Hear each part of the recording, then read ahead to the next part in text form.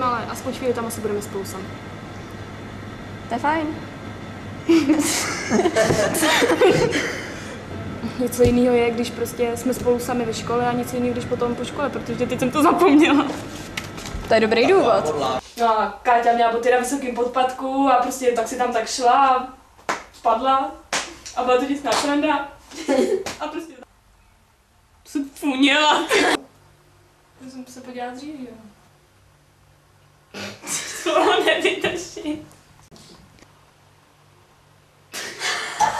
Nás asi nedostaneme.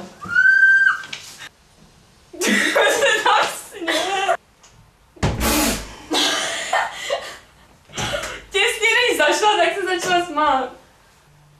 Co mám vlastně dělat? Já mám jenom odejít, že jo? Jo. A já mám na ní koukat a pak se podívat já a řeknu pak vám, to pak je to asi pěkně nebranějí.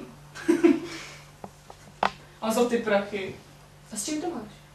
Ty už se šimkovala s nějakým kořením, ale hrozně to tady drobí. Jestli natáčíš, no skoro poslouchej. Já mám co říkat. Jak to myslíš? Ne, to tam nebylo. Jak to myslíš? Že to tady čtu? To si děláš srandu? No prdele, co tam?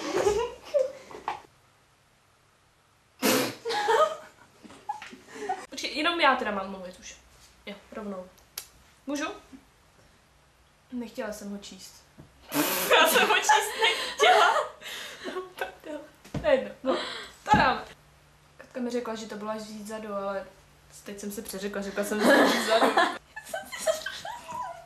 Ne, To dáš si čít na vlastní oči. my to tak vypilujeme, že to bude dobrý. Pak to bude perfekto. Jo. Znova? A A já jsem jí věřila. To je bezváž teď. Asi znova.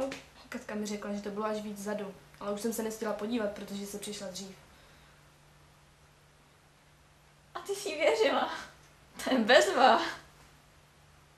A já jsem jí věřila.